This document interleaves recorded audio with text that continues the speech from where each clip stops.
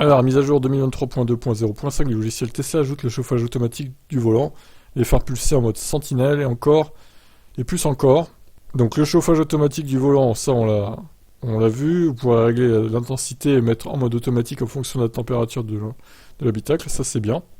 Pour le mode sentinelle, Tesla a publié une deuxième amélioration de la fonction de sécurité intégrée au cours des derniers mois. L'une des plaintes avec le mode Sentry, c'est que les phares clignotants sont ennuyeux et gênants pour les passants, en particulier les voisins, pour toute personne qui utilise le mode sentinelle dans leur allée ou à l'extérieur de leur maison. Oui, enfin, il y a quand même des volets, enfin je sais qu'aux États-Unis ils n'ont pas de volets. Ça c'est quand même un concept, hein. Les mecs n'ont pas de volets.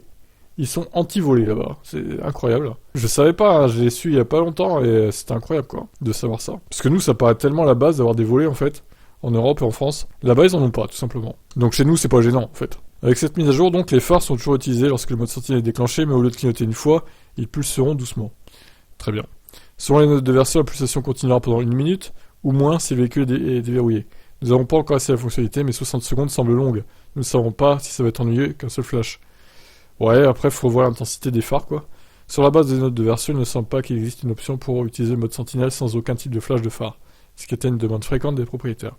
Oh, ça se fera sûrement. Assistante de vitesse, pardon. Speed Assist est disponible en Amérique du Nord depuis 2020, mais il est désormais disponible en Allemagne et en Espagne.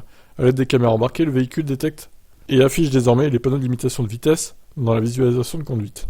À quand en France, ça, du coup? Ce serait utile pour justifier le tarif prohibitif du FSD, même s'il est moins cher chez nous qu'aux États-Unis. Bon, 7500 balles, c'est quand même pas donné, hein.